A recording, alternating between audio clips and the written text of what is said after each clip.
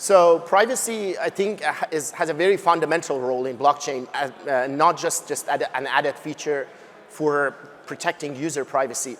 Privacy likely is going to be the savior of blockchain from collapse that potentially could be caused by two things. I think regulatory backlash and also massive fraud that could exist in the blockchain space.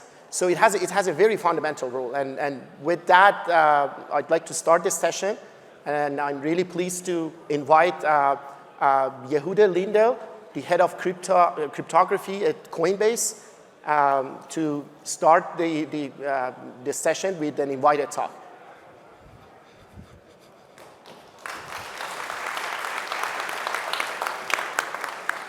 Thank you very much. So I'm going to talk about building MPC wallets at Coinbase, not that related to privacy. It's joint work with Arash Afshar, Yisho Chen, Iftach Heiter, and Samir Alucci, who are my team, and they're all here. So I want to start with talking about what I call the self-custody dilemma, which is that we all in this space want self-custody. If it's your keys, your coins, you have full ownership, you don't need to rely on anyone. This is the dream or the vision of what we're building, but it's important to understand that together with that ownership comes all the responsibility. The responsibility that your keys won't be stolen, the responsibility that you won't lose your keys. The way self-custodial wallets work today is very problematic. Mnemonics are, yes, supposedly more usable than writing down a hexadecimal string, but they're very, very challenging. People suffer from social engineering attacks. There's poor usability. And in general, there's poor user experience, especially when we think about the masses. On the other hand, if you think about a custodian or an exchange, you get great user experience. And if I forget my password, I can just ask for a password reset, just like with my bank, what I'm used to in the Web 2 world and what people are actually looking for. By the way, people do ask for a password reset on self-custodial wallets, and the answer is it doesn't actually work that way. Professional organizations, good professional organizations, are much, much better at security than individual users, especially when we think about the masses and not experts, but even for experts. But on the other hand, you have to rely on the organization, and it's not decentralized. You sort of lose some of the point of what we're building. And I want us to think for a minute about the regular non-expert user who is offered to download a wallet so they can get started in their journey in the Web3 world for whatever they want to use. And they say, yeah, sure, why not? And they suddenly get these things that say, warning, never disclose your backup phrase. Anyone with this can take your money forever. Or I understand if I lose my recovery phrase, I'll lose all of the crypto in my wallet. This is like going to a bank, opening an account, and say, yeah, just know that if you lose your password, we're not responsible. You've lost all your money. It's like, what? No, this, and at this point, I'm giving up. I'm not going to actually use this thing. This is too scary. So my argument is that if we want mass adoption, and we want this technology to be something that, and if everyone but many, many people can use, and not experts, not people sitting in this room, then we need to build a self-custodial wallet that has the user experience and security of an exchange. And I stress that it's both user experience and security, because I do strongly believe that the security in a good exchange is far better than a regular wallet where my key is sitting on my mobile and it can get stolen or lost at any time. And so this is the challenge of what we're trying to build, and I want to claim and show that we can do that using MPC. So what we're looking at is we're looking at MPC for signing, or what people may call threshold signing. So think for a two-party setting right now, which actually makes a lot of sense in a wallet where you have a key share held by the user and a key share held by a service provider, in this case Coinbase, for example. So we generate the key additively shared between these two devices, and we sign in the transaction using MPC without revealing the key. And the security guarantees that we have, the two important ones, that even if one of the devices is completely owned by a malicious attacker who has installed malicious code, the attacker cannot learn anything more than the output of the result, which in this case is the signature, which is what we want. And also correctness, that the transaction that is signed is actually the one that both sides approve. it's important to note that I don't need to steal your key if what I can do is just change your transaction so that instead of you sending me $1,000, you send me $1 million. Or instead of sending it to one address, it turns out that it gets sent somewhere else. So correctness is also a very, very important property. And this is what the basic guarantees of MPC will give you when running this type of setting. OK, so before we continue, I just want to stress a little bit what we mean by corruptions. Because if we're thinking about a wallet where I'm holding one piece and Coinbase is holding the other, then what does it mean for me to be corrupted? Clearly, I don't want to steal money from myself. And also, a service provider, at least a reasonable service provider, and not all, unfortunately, don't want to steal money from their customers, right? That's obviously a very bad business model and also downright criminal. What we are concerned with is malware breaching the user device, of course, because that's a very, very common and obvious thing, especially as more and more money goes there. And we're also concerned on the service provider side, possibly of a corrupt insider, or also of their infrastructure being overtaken. And we want to make sure that we have protection against either of these. And the fact that these are very separate and distinct environments, it means that corrupting both of these at essentially the same time, which is what you would need to do to attack these systems, that would be something which is very, very hard and far-fetched and so on and so forth. OK, so with an MPC wallet, as I said, we share the key between the user device and the service provider. And the basic properties are the service provider cannot transact without the user. They don't hold the key. They're unable to generate a transaction without the user initiating or requesting or participating actively in generating that transaction. Malware alone on the user's mobile is not enough to steal the key because the key is not there. It's only a share. You're able to implement fraud mitigation and policies on both sides, both on the user's phone and at Coinbase or on the server side of the service provider. And this is essentially cryptographically enforced in the sense that there's no single place that you can go to bypass them because they can be verified on both sides. So things that we're used to with our banks where I'm allowed to set a limit to saying transfers can only be up to $10,000 or a limit on a certain amount per day, these are things that you can reasonably do and therefore mitigate against key misuse. You can also say this transaction looks strange, let's have an extra step of authentication, or let's call the users. Things that we're used to from our credit card companies, again, bring this to the realm of something that we're used to in the Web 2 world, we're used to with our financial systems, but still not being something, but still being self-custodial. And the backup of the user share, and this is a really important one because I talked about the backup and the mnemonics and the experience of installing a wallet, the backup is much easier because the user only holds one share. So if I put it in my iCloud, it's OK, because even if someone gets into my iCloud and steals it, it's only one share and are unable to steal all of my money. OK, so what are the challenges? It seems simple. Take any paper out there that does key generation and signing, and you're finished. So there are a couple of a few very important things that we still need to do. The first is that in this form, as I described it now, it's not true self-custody. It's certainly not custody in the sense that Coinbase or the service provider cannot carry out a transaction without the user, but the user also can't carry out a transaction without the service provider. And that means that if there's a subpoena or it's a service provider that somehow disappears, the user can still be in trouble, and we want something which is full self-custody. That was what we started the entire talk with. The second thing is there's a lot more to build into an MPC wallet than just key generation and signing. So we want some level of proactive security. We want to refresh the key shares. We want HD key derivation because we don't want to have to back up at every key that I generate. That can be burdensome depending on what exactly we're doing.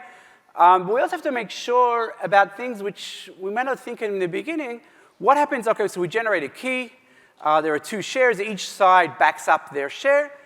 How do we know the backup is valid? Maybe the malicious attack is simply making the backup invalid. Now I've put a lot of money in that wallet, and I don't have any backup. If we're doing HD key derivation, how do I make sure that the inputs that are used in the key derivation procedure are actually those that are backed up? MPC makes sure that the process is secure, that whatever is input, only the output is revealed, but within itself, it doesn't prevent someone from using invalid input. So how do we draw that line between the backup through the HD key derivation and the signing? That's also something that has to be done. OK, so what do we do in terms of the backup? I'll start by just talking about, I'm going to talk mainly about the backup and the HD key derivation. So for the backup, and this is what we do in Coinbase WAS, which is Wallet as a Service, which was recently released. And it's a paradigm that we'll be using in many different products over time in Coinbase. So the first backup is what we call Coinbase-aided backup. And this is the backup that you would use almost always. And how does this work? The user simply holds a share of their key in their cloud storage. It could be in iCloud or Google Drive, or maybe if it's WAS is something like maybe Stanford will be a customer and they want to offer wallets to all their students and faculty. So maybe if Stanford was the WAS customer, then they would hold the user's backup for them. That's up to the deployment strategy. But it's only one share, and therefore it's not so sensitive, so this can be done automatically. We don't need to show these horrible warning signs to the user. Coinbase will hold the other share, and if you want to restore, you need to do some sort of strong authentication, like if you forgot your password for your bank or your exchange, and so on and so forth. And this is what you would use if your phone falls in the toilet or something else bad happens. You're able to recover using this very easy user experience, which actually feels just like an exchange or your bank or any other Web 2 scenario. But we also add a self-custody backup. And the self-custody backup is there to ensure that you don't have to rely on Coinbase at all. You may not want to use this. It's up to you. It's up to your risk appetite or the way you want to deploy this product. But this is something that you can use, and then you're not reliant on Coinbase for anything at any time. And how does it work? After you generate the key, so each side has a key share, Coinbase will encrypt their share under a public key belonging to the user. The user will encrypt their share under a public key belonging to them, and they will store both ciphertexts. Where is that public key? Of course, the security very much relies on that public key being protected. Maybe it's in the secure enclave on your phone. Maybe it's in a separate YubiKey. Maybe it's somewhere else, and depending maybe on the size of the wallet, you can go and change that. Importantly, full key is never revealed at any time. The user is not showed any mnemonic. So this also is something that happens automatically and has very, very good user experience. But if you want to get your funds, you don't rely on Coinbase for anything. So we're using the relationship between the service provider and the end user for ongoing, easy operations without taking away the full ownership of the user, and that's really the crux of what we're trying to do. OK, what about other things? Let's talk a bit in the remaining time. I want to give some technical details about how we do the backup and also how we do HD derivation in a MPC-friendly way.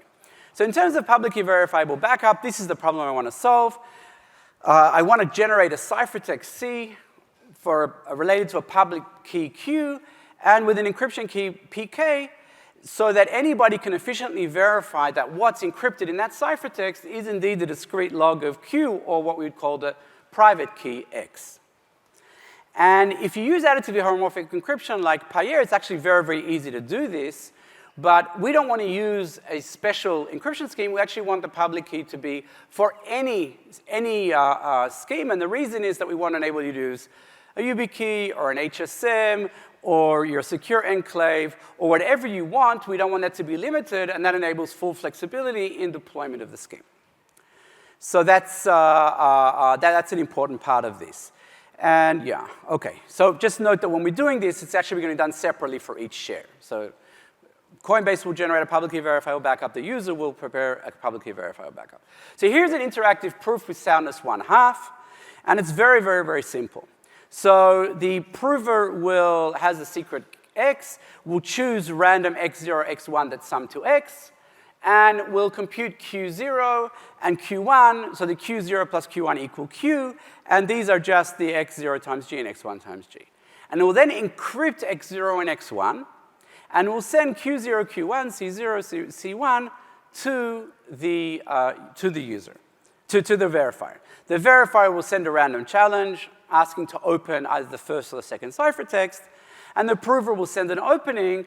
And the verifier will check that indeed this encrypts the appropriate value so that XBRB is indeed a correct opening of CB. Second, that QB is actually XB times G, so I'm sending the correct X0, X1 value. And also that Q is the sum of Q0 and Q1. Why does this suffice? So let's look at soundness. All you really need to do to understand soundness is realize that if you open both of these, If you're able to open both of these correctly, then indeed the correct value is encrypted.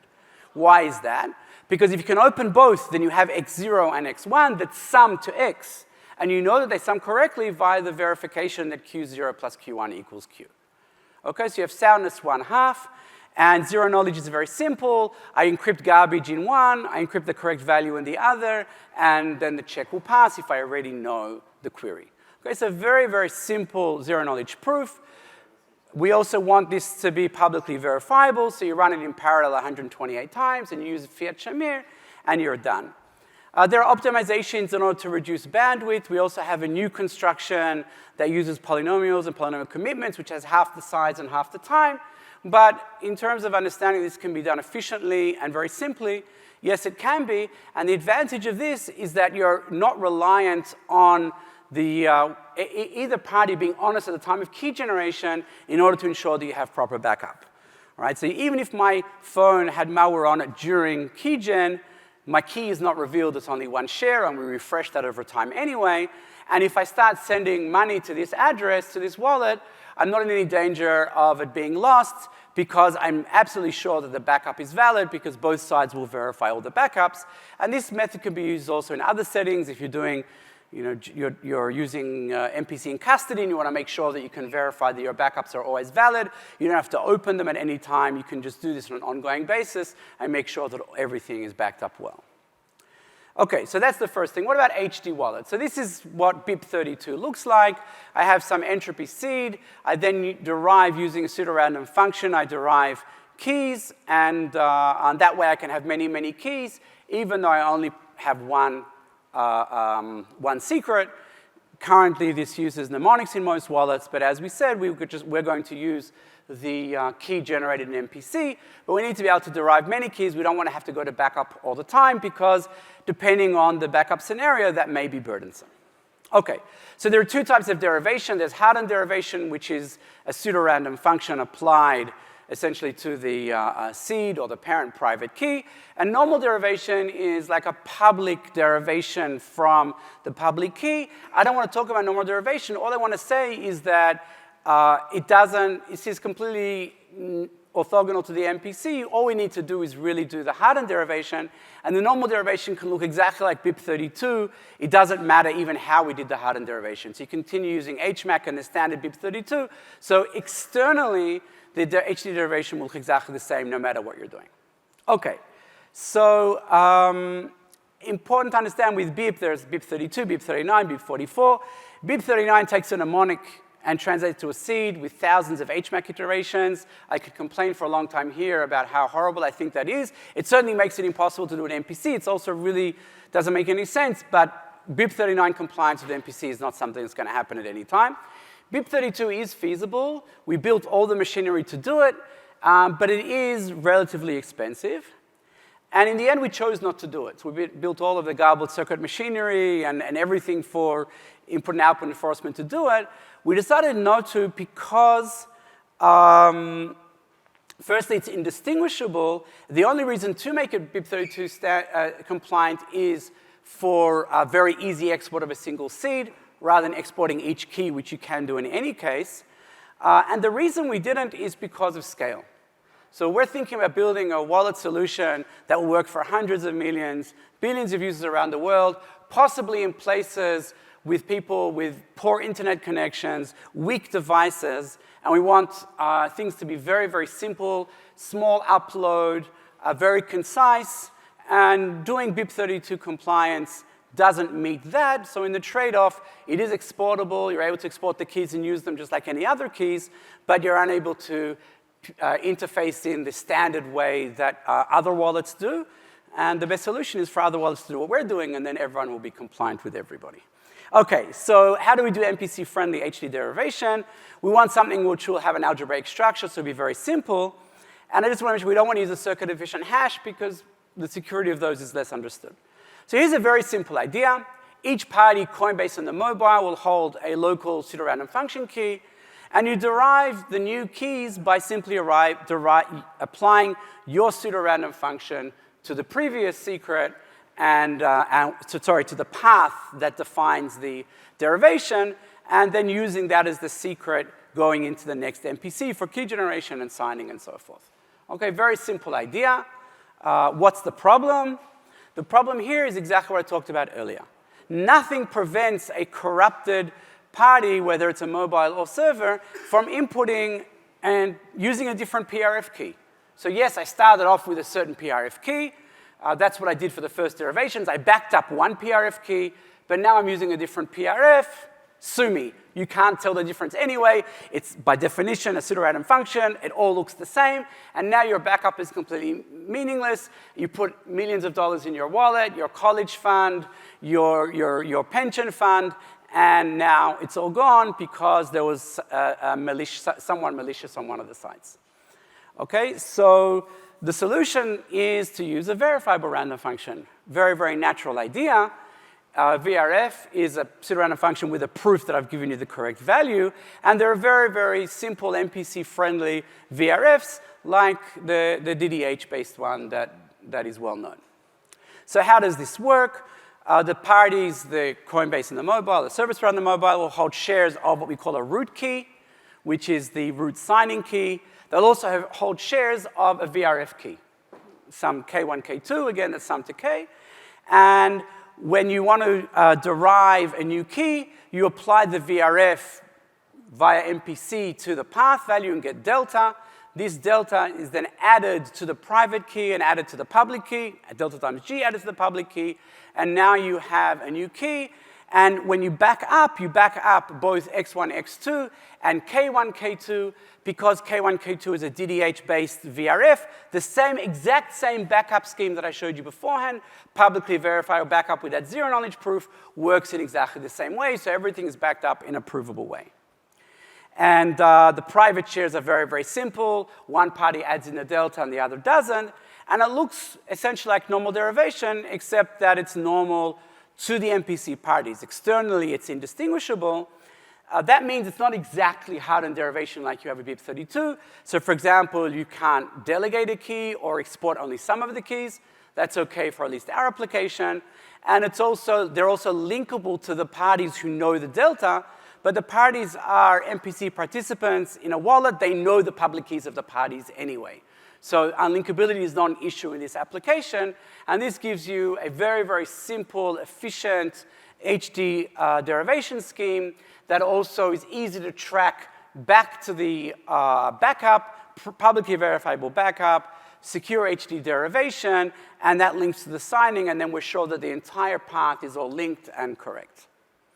That's what I just said here.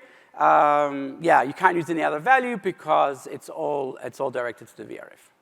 OK, so in summary, how does an MPC wallet solve this dilemma that I talked about? It provides the user experience and security of an exchange while being self-custodial. Why? Well, it's self-custody because the service provider, or Coinbase in this case, cannot transact without the user. They don't have the key. But the user can single-handedly retrieve their key from the self-custodial backup. In terms of security, the user only holds one share on their mobile or on their device. And it's far less risky. If they're breached, you can't steal the key. The user has no mnemonics, so there's no social engineering worries. And the service provider can run fraud and risk analysis and policies just like in an exchange, so we get all of those benefits, security benefits. And it's even more secure than an exchange in the sense that even if you breach and took over the service provider's infrastructure, you're still unable to transact without the user. In terms of usability, the user's share is not as sensitive as an entire key, so it can be backed up automatically. We don't have to give them these horrible warnings and scare them out of their wits before they install a wallet. They never see a mnemonic, so they don't have to worry about writing it down. They don't even hear about it. It's an automatic, transparent process. And if they do lose their phone, unlikely they'll lose their phone and their cloud. If they do lose their phone, they can do a password reset just like they're used to in the regular way that they work. And therefore, this feels to them like a very natural user experience, which is exactly what we're looking for. So that's the argument that MPC can solve one of the hardest problems with bringing wallets to the masses, which is, yes, self-custody, but great usability and great security. We've written a white paper that gives all of this information and much, much more about everything that we're doing there. So Happy for you to read it and adopt it, and thank you very much.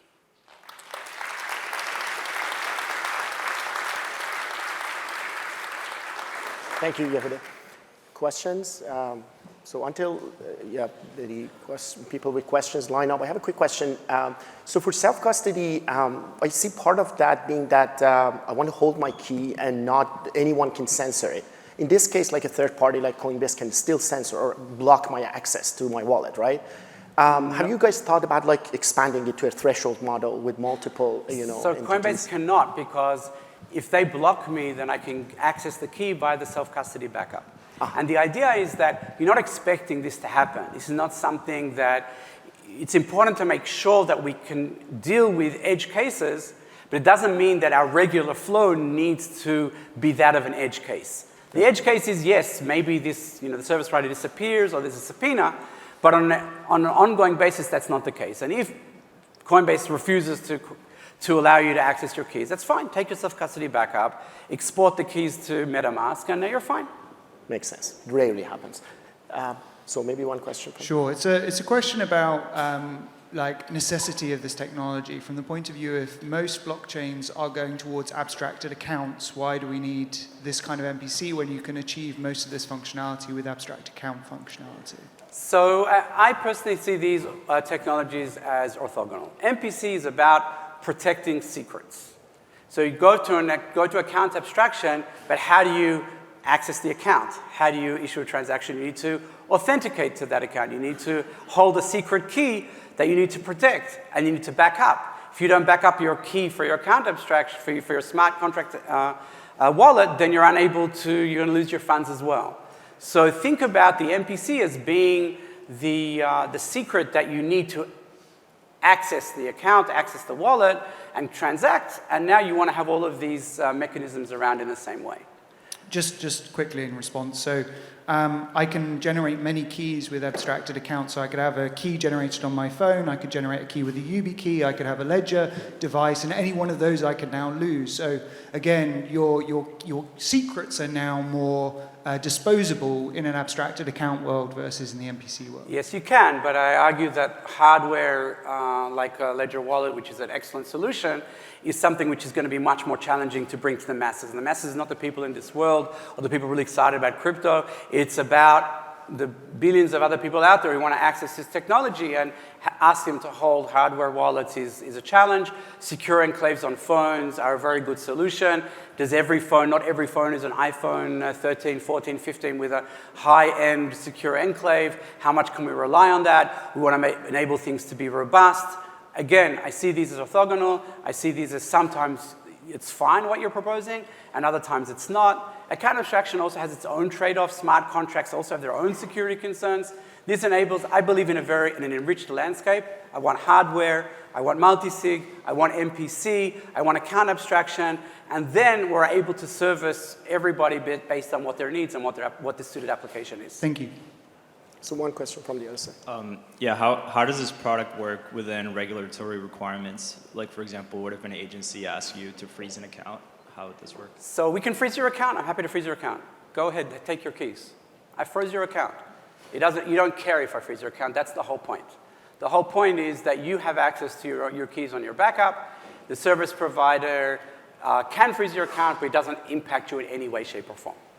Wait, so you can freeze the account?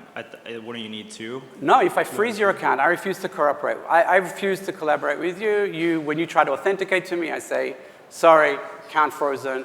You now go to your wallet, you press export self-custody backup to MetaMask. You now have a MetaMask and you can transact. Wouldn't this be an issue with the regulators that would be asking you to freeze Regulators have no problem with MetaMask. Regulators have no problem with self-custody wallets. No, there is no problem with the regulator in that. Okay. Although I'm not a lawyer, and this is not legal advice. So we have time for one or more, two more questions. You can go. So yeah, the first, just a point of clarification. I think I heard that this isn't live, like in production, in the wallet as a service product. Cool. And that an early slide which listed like corruptions we should worry about, like had some good stuff, but I noticed that it omitted the potential corruption of the crypto system designer. And so I'm curious, like, what sort of peer review the crypto got before it was rolled out into production. Yeah, so I think the crypto system designer, I mean, I guess you're talking about corruption of the code, corruption of me writing the protocol. So this is the standard practices for having external audits. We audit within our team. We have a separate security team in Coinbase, and we have a separate external auditors to take that entire track across. We have a lot of controls around our source code. In the long term, eventually, if you're thinking about very long-term vision, it would be very nice to have separate software stacks where maybe the user side is actually developed by somebody else. This is where we can go in the future. What I want to argue here is that the technology here is the right technology that enables all of that flexibility. So yes. Thank you. Since we ran out of time, we'll switch to the next talk. Thank you so much, Yehuda. Let's thank him one more time.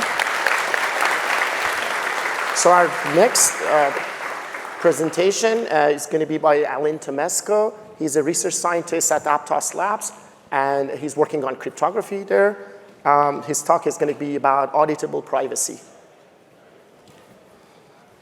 So my name's Alin. I'm a research scientist at Aptos Labs, and today I want to tell you about our work on sensibly anonymous payments without ZK snarks. This is joint work with a bunch of my collaborators from VMware Research, Aditya Bhatt, Benny Applebaum, Itai Avram, Guy Geta, Benny Pincus, and Avishai Anai. So if I only had one slide for this talk, here's what I would put in it. UTT offers a couple of things. First of all, UTT takes a stance on anonymity and limits it via the so-called idea of anonymity budgets as originally proposed by Sander and Tashma in 1999. So what does this mean? This means that just like in normal systems like Zcash, your transaction does hide the sender, the recipient, and the amount, but only for the first, let's say, $10,000 you send per month. Past that amount, if you want your transaction to stay anonymous, you have to clear it with an auditor. So it's a way of limiting your privacy in order to create some accountability. Second, UTT is a decentralized system. So we actually implemented it in a BFT code base, specifically in VMware's Concord BFT code base. And the Bank of Israel did a CBDC prototype on top of this Concord BFT prototype. And if you want, you can implement UTT in a permissionless BFT, like a proof-of-stake blockchain, but there will be some performance implications. I would also argue that UTT is user-friendly. So if you want to make a payment in UTT, you can just send the money to an email address or a phone number. You don't have to use a clunky 32-byte address, which is very easy to mistype. And you can even send payments to users who haven't registered in the system yet with their phone or email address. And last, UTT offers good performance. So if you want to sign a transaction, that takes 60 milliseconds. To verify a transaction is 34, and the transaction size is 14 kilobytes. So if you compare these numbers to a system like Zcash Orchard, our transaction signing is much faster, our verification is 3 times slower, and our transaction size is 5 kilobytes larger. And while these numbers can be improved, even if they cannot be improved, UTT is very amenable to horizontal scaling via sharding. So we achieve 11,000 transactions per second at half a second latency using a Byzantine consistent broadcast technique, for those of you who are familiar with that. And lastly, we achieve all of this without using general purpose ZK snarks from very simple cryptographic building blocks. So why might you care about this work? I think if you're an academic, there's a couple of reasons. So you might be familiar with the Chaumium eCash line of work. And in that sense, UTT is a new framework for doing Chaumium eCash. And unlike Chaumium eCash, UTT has denominations for the coins. You can have $5 coins, $10 coins. Instead of using blind signatures as a way to do Chaumium eCash, UTT uses re-randomizable signatures, which are much more powerful, as I'll argue later. And of course, UTT has this idea of anonymity budgets that I mentioned earlier. And we have a security proof using a novel MPC framework for reactive functionalities that some of you might find interesting. If you work in industry, then you might like the idea of privacy with limits because of regulatory compliance reasons or because you want to prevent abuse in your system. And you might also like the idea of your users not making mistakes by paying to a phone number. and your users easily recovering their key after losing it, because as I'll show you later, UTT uses MPC-like ideas. And of course, UTT, I argue, is simpler to implement and optimize than ZK Snark-based systems because you don't have to do circuit designs, you don't have to pay thousands of dollars to your auditors to audit your circuit design. And it's very efficient to implement in permission BFT systems. It synergizes very well in that setting. Okay, so for the rest of the talk, we'll go over the system overview, the cryptographic preliminaries, and the cryptographic design. So at a high level, there are 3 decentralized actors in UTT. So here I have a user, Alice, and she interacts with a ledger, much like in any blockchain system that you're familiar with. She can send an anonymous transaction here, but only if she has enough anonymity budget. If she runs out of budget, she can ask for more from the auditor at the end of the month. And also, if it's not the end of the month yet, she can send her anonymous transactions to the auditor, revealing the details or some of the details, and getting a clearance. But of course, these 2 ideas don't really work. They don't mesh together, because if I'm a malicious user, I can start many separate accounts and get unlimited anonymity budget. So for that, to prevent that Sybil attack, we need a registration authority. And this is where Alice goes and registers and gets a valid proof that she's a valid, let's say, human being. All right, so that's the system overview. Next, we're going to go into cryptographic preliminaries. This is going to get a little bit technical. Put your seatbelt on. The first ingredient that we use is Peterson commitments. So some of you might be familiar with this. For those of you that are not, imagine I have a vector of messages, and I put it in a sealed envelope. That's the metaphor for a commitment. So there's this commitment algorithm that takes the message and some blinding factor R and creates a sealed envelope CM. And the property of this sealed envelope is that it's hiding, meaning it hides what I put in the envelope, and it's binding, meaning that once I gave you the envelope, I cannot change my mind about what is in it. And unlike sealed envelopes that you're all familiar with, these envelopes are a little bit magical, so you can re-randomize an envelope by adding some extra blinding factor here, delta R, and you can get a new envelope using randomness R plus delta R. And the nice thing about these re-randomizable commitments is that the new commitment that I re-randomized and the old one cannot be linked together. In other words, if I gave you a sealed envelope and you re-randomized it and you gave it back to me, I wouldn't be able to tell if this is the same envelope I gave to you earlier. And this will be very important for anonymity. And another property these commitments have, which is a little bit mathematical, is homomorphism. So if I have 2 commitments to 2 different messages, m and m prime, I can multiply them together and get a commitment to the sum of m and m prime. And this commitment will use the sum of the randomness. The second ingredient is a re-randomizable signature scheme, which was originally proposed by Poincheval and Sanders in 2016. For the academics in the audience, I really recommend reading this paper. This is a beautiful paper and a beautiful signature scheme, very, very versatile. And unlike every other signature scheme out there, you generate a secret key and a public key or a verification key, and you can sign a message, but in the case of re-randomizable signatures, what you can actually sign are commitments to messages, not the messages themselves. So suppose I have a commitment, I can sign it using the secret key, and I'll add some blinding factor U in there. And even better, suppose I have a re-randomized commitment that I have signed in the past, I can actually re-randomize the signature on that commitment by putting in the same blinding factor that I put in the commitment re-randomization and some extra blinding factor for the signature itself. And then I'll get a signature on the re-randomized commitment. So this is, again, really nice from a privacy perspective, because if I gave you a commitment and a signature, and then you re-randomized both and you gave them back to me, I wouldn't be able to tell if this is the same commitment that I gave you initially with the same signature.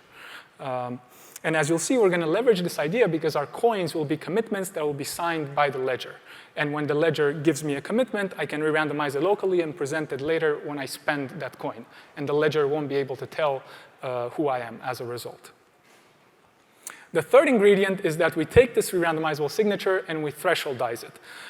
This is a particular variant of Poincheval-Sanders proposed in the Coconut paper by Sonino et al.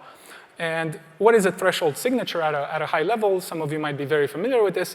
In a threshold signature scheme, I take the secret key of the signature scheme and I split it amongst a bunch of servers such that any subset of T servers can reconstruct the signature, but no less can. And here in this example, I have 4 servers, with one of them being malicious. Any 2 servers can collaborate to sign a commitment, and together they can output the signature on that commitment. Okay. And of course, there's more ingredients, but we don't have enough time. We use very simple zero-knowledge Sigma protocols. We use key private identity-based encryption, verifiable random functions, zero-knowledge range proofs, and Byzantine consistent broadcast for sharding. All right, so this gets us into the technical meat of the talk, the actual cryptographic design. There won't be any math in this talk. It'll be just high-level black box usage of the cryptographic primitives. If you want some math, come talk to me after. So let's see how registration works in the system at a very high level. Suppose I'm a user, Alice, and I want to register with this registration authority. The authority will have a Pointcheval-Sanders key pair, and it'll also have an identity-based encryption key pair for those of you who are familiar. If you're not familiar, don't worry about it. And now suppose this user has an ID, like a Coinbase ID, where Coinbase has already done enough work to verify that this is a human being. The user can present that ID to the registration authority, engage in some fancy schmancy cryptographic protocol that we won't talk about, and at the end of this protocol, what Alice will get is a couple of secrets. One secret will be an IBE decryption key associated with her Coinbase ID. Another one will be a PRF secret S, and then a blinding factor A for a commitment. And the other thing Alice will get is her actual anonymous credential of having succeeded in this protocol. This will consist of a registration commitment, which is a commitment to Alice's identity and her PRF secret, and a signature on this commitment, a re-randomizable signature. And this is what Alice will present in every transaction as proof that she is a valid user that can transact. Okay, so now that we know how you register, let's see what is a coin in our system and how you spend the coin. So a coin has a couple of secrets. It has an owner identifier, so alice.cb.id, like I showed you earlier. It has a coin value, it has a serial number, and a blinding factor R. These are the coin secrets that nobody should learn except Alice, the owner of the coin. And there's a public component of a coin. There's a coin commitment, which commits to Alice's identity, the serial number of the coin, and the value using the blinding factor R, and a signature on this coin from the ledger. This is a re-randomizable signature. And this actually is what an anonymous coin is in our system, this tuple of a commitment and a signature that is re-randomizable, like I told you earlier, in the sense that Alice can pick some extra blinding factor, toss it in there, and get a new commitment and a new signature that is unlinkable from the previous pair. And not only the coins are re-randomizable, so are the registration credentials. They're just a commitment and a signature, like the original coins. So everything is randomizable, and we're going to leverage these ideas when spending the coins in the transaction, as I'm about to show you. So if you want to transfer your coin to Bob, and let's say Bob has identity B, what do? Well, first you present your re-randomized anonymous credential. That's a typo over there. And then you present oh, that's not a typo, sorry. First you present the anonymous coin, which you have re-randomized, and second you present the anonymous credential. And then you add in some proofs and some ciphertexts. So the first part of the proof will be a nullifier, which is a PRF under Alice's secret S, computed over the serial number of the coin. And this is what we will use as the double spending prevention to prevent Alice from using the same commitment signature pair multiple times in different transactions. If Alice were to do such a thing, all of these transactions would have to reveal the same nullifier, and we are going to keep track of all of the spent nullifiers to prevent that. The second thing is a commitment to the identity of the receiver of the coin and the value that they are receiving. So in this case, Bob's identity and value B, which should equal value A. And the third component is a ciphertext encrypting the value and the randomness for this IVCM commitment for Bob using identity-based encryption. So you can see in there that I am using the master public key IPK of the IBE system with Bob's identity, for those of you who are familiar. If you're not familiar, I can just encrypt if I know your email address. That's all you need to know. And lastly, there's a Sigma protocol proof pi, which argues that these things here have been computed correctly so that the serial number, for example, used when deriving the nullifier is indeed the same serial number in the coin commitment. The PRF secret is the same as in the registration commitment. And the IVCM commitment sends the same value as in the original coin. And that defines a transaction. And when the ledger sees this transaction, it can verify it as follows. First, it checks that the registration commitment and the coin commitments are signed using Pointcheval-Sanders. Then it checks that this nullifier is not in the list of spent nullifiers to prevent double spends.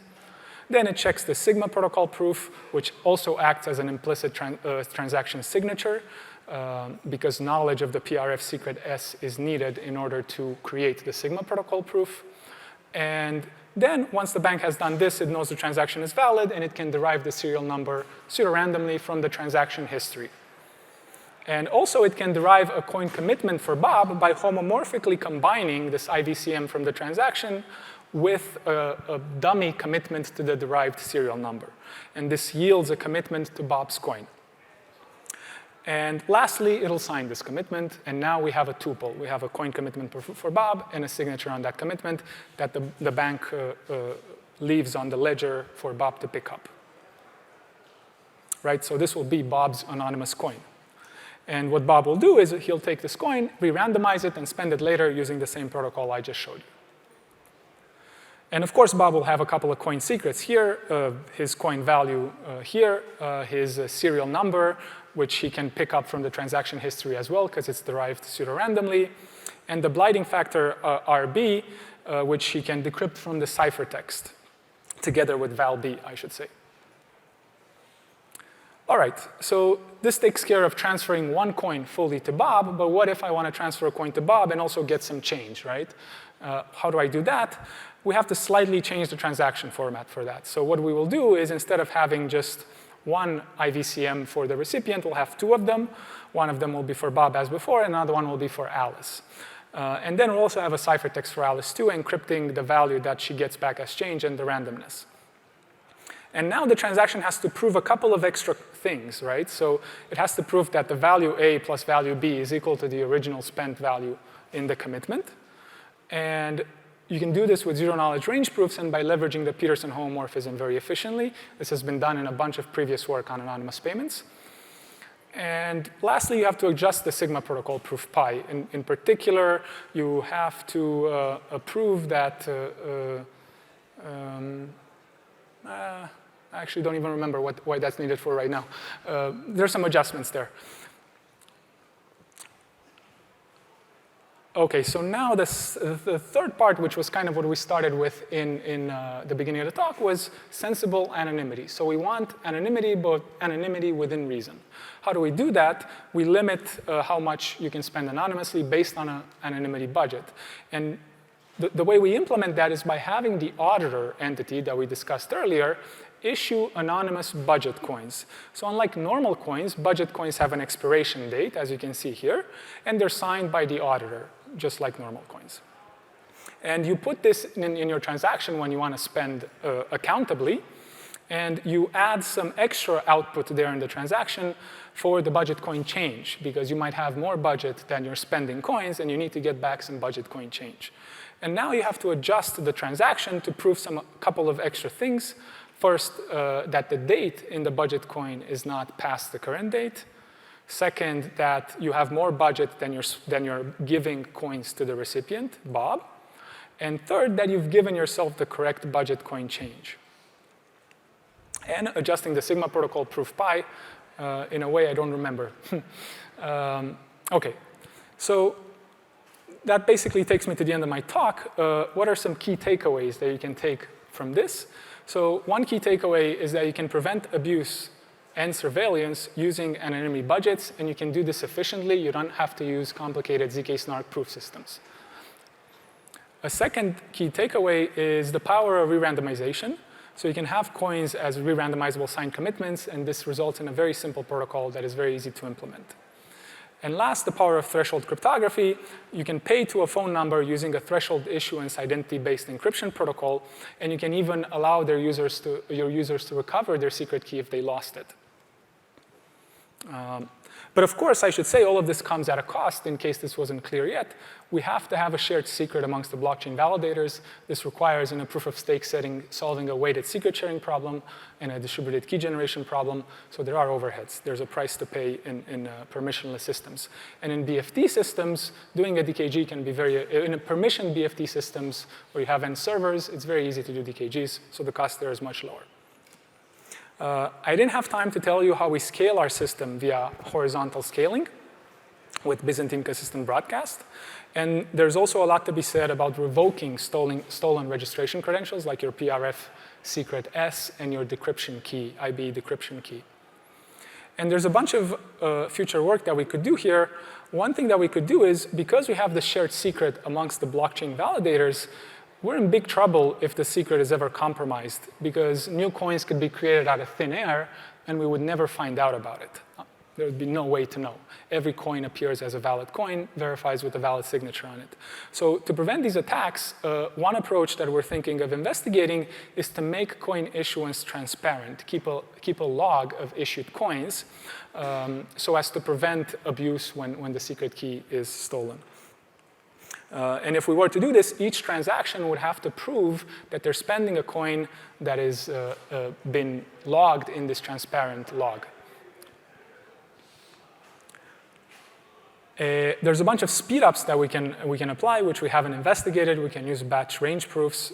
We can use better Sigma protocols from compressed Sigma protocol theory. We can just generally apply batch verification, multi-exponentiations, multi-pairings in our protocol, which we haven't done an excellent job at in our current implementation.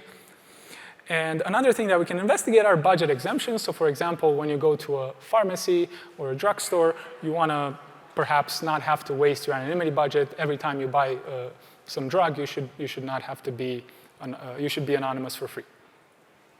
And if you add enough math, I'll leave you here with a gem I found recently. Thank you so much. I would love some questions.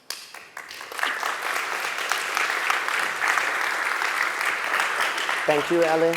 So maybe we get one question. Thanks for the great talk, Alain. I have a couple of questions on the budget, right? Do you think it makes sense in some cases to have a private budget? And then could your scheme be extended to do that? And also generally curious on what you think are some other good functions that auditors might want to compute on such systems other than just like a budget. Good. So two questions, private budget and other accountability mechanisms. So a private, can you say more there? Like how would a private budget work? Yeah, so in this scheme, my understanding from the talk is that whatever budget a user gets, they know what the budget is. Say it's $10,000. Sure, yeah. It's $10,000, but yeah. It could make sense perhaps in certain systems for the user to not know that, and could your scheme be extended to that? Yeah, that's fascinating to ponder. I guess you could do it. It would be more involved because since you don't know the budget, you cannot spend the coin because you cannot open the commitment. But you could be aided by the auditor when spending with some interaction. Yeah, I guess you could do it. I'd be curious to hear maybe offline about the implications of this. Yeah. And the second, more accountability mechanisms, I guess it would be nice to have receiving limits. It was very efficient to implement spending limits. Receiving limits appeared a bit trickier, but I think we made some progress with that too. Because sometimes having unlimited receiving power is not good either. Think of ransomware. You do want to limit the amount an attacker receives anonymously as well for ransomware, right? And there is some work that investigates receiving limits. Platypus, if you want to look it up, they use ZK snarks, however. And there's probably a million things that can be done there. In my mind, the idea is to do something simple that is reasonable and easy to understand for everybody and offers a good trade-off between privacy and accountability. Thanks. Thank you. So one question from your side.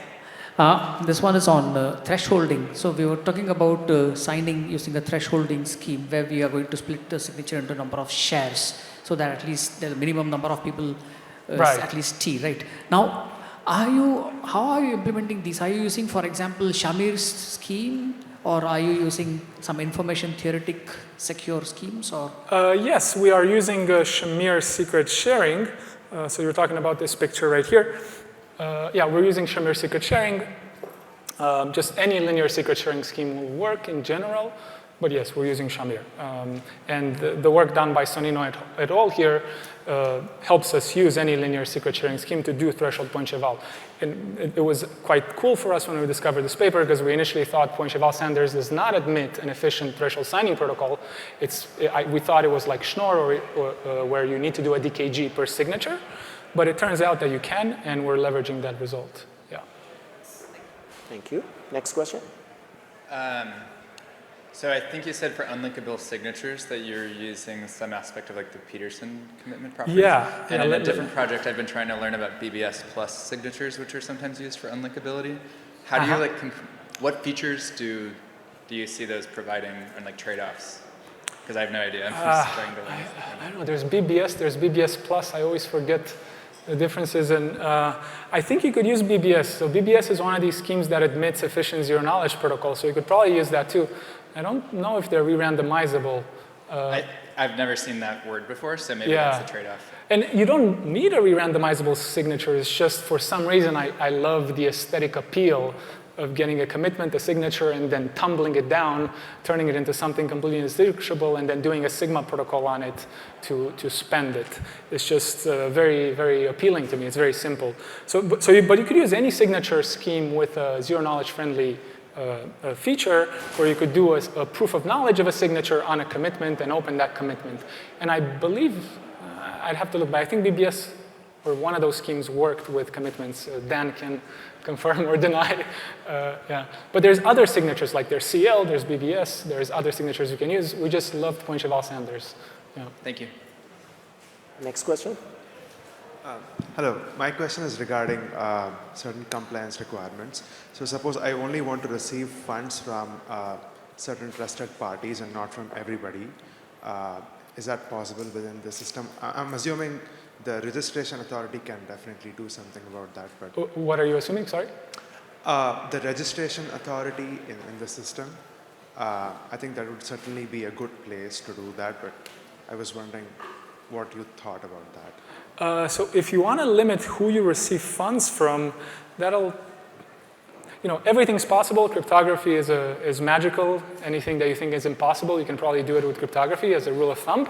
But if you wanted to limit who sends you coins, you would need a way for the ledger, for the blockchain validators to deny list senders for you.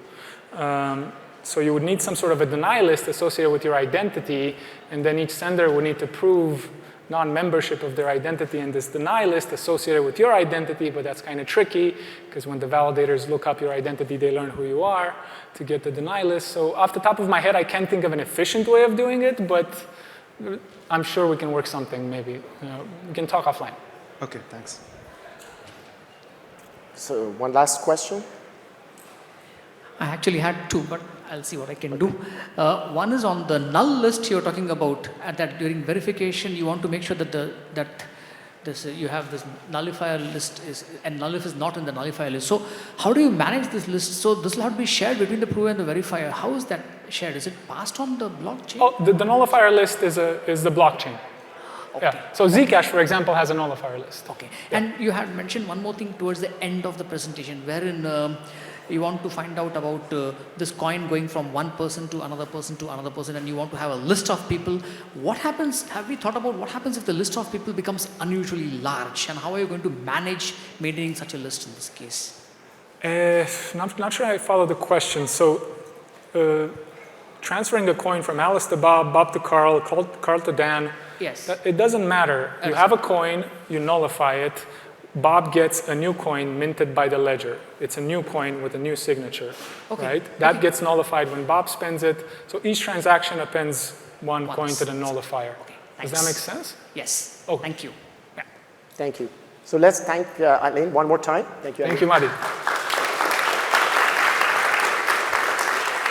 And our next talk is going to be by Josh Beal. He's a close to second year PhD student at Yale University, and he's being supervised by Ben Fish.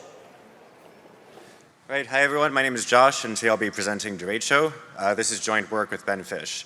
And for this talk, I'll start with some background on privacy pools, such as Tornado Cash, and discuss some of the legal challenges that these systems have faced. I'll then present our design for Derecho, a technical solution to these challenges that fits into current regulatory frameworks, and it has the potential to mitigate illicit activity without removing users' ability to transact privately. So first, let's just remind ourselves why privacy is important for blockchain applications. Suppose Alice wants to receive her salary in units of a stablecoin, such as USDC. So this enables her to spend her salary using fast transactions that are secured by a global distributed ledger, such as Ethereum. But if she receives the salary in a system without transaction privacy, anyone in the world can see the amount of her current salary, and her employer can see exactly how her salary is spent. So this problem is often solved by using privacy pools. A privacy pool allows a user to deposit amounts of cryptocurrency into a smart contract and later withdraw units of cryptocurrency without linkage to the user's prior deposits. So a good example of this system is Tornado Cash, which is deployed on the Ethereum blockchain, but the system can be implemented on any blockchain that supports smart contracts. So at a high level, the privacy pool contract works as follows. The user gets a receipt for each deposit into the privacy pool, and this receipt is required for withdrawal of funds. And rather than revealing the receipt in the clear, the user can produce a zero-knowledge proof that the user has the receipt. And to realize the system, the receipt is represented as a cryptographic commitment and stored in a Merkle tree. And instead of revealing the receipt, the user reveals a nullifier based on the opening of the commitment and proves knowledge of the path of the commitment in the Merkle tree. And the contract tracks the set of revealed nullifiers to prevent double spending. So to make sure these ideas are clear, we can use the Tornado Cash smart contract as an example, and this example will be somewhat simplified to focus on the key ideas. So first, let's see how deposits work. Suppose Bob wants to deposit 1 ETH into the Tornado Cash privacy pool. So Bob generates a note consisting of random values K and R, and a coin commitment is generated from the hash of the concatenation of these two values. So Bob then sends this commitment and 1 ETH to the smart contract, which inserts the commitment into the Merkle tree. And Bob keeps this note secret and stores it for usage during withdrawal from the pool. And then in order to withdraw funds, Bob needs to compute the nullifier for the note, which is just the hash of K. Bob sends the nullifier a zero-knowledge proof pi, which we'll discuss shortly, and then a withdrawal address A. And then the contract checks that the nullifier has not been spent, and it verifies the proofs. And if these checks pass, the contract adds the nullifier to the nullifier set and sends 1 ETH to the address A. So Tornado Cash is based on zero-knowledge proofs, and the zero-knowledge proof for withdrawal attests that Bob knows a note that yields the given commitment and nullifier, as shown in parts 1 and 2 of the statement. It also tests that the commitment was added to the Merkle tree by verifying the path for the given root and commitment. And so the root of the tree, the nullifier, and the address are the public inputs to the proof, while the note, the commitment, and the Merkle path are the private inputs. And this proof is zero knowledge because the proof does not reveal anything about the private inputs. So many privacy pools additionally support anonymous transfer functionality, so it's not necessary to withdraw funds right away. And in this case, the user can transfer assets within the pool to new owners.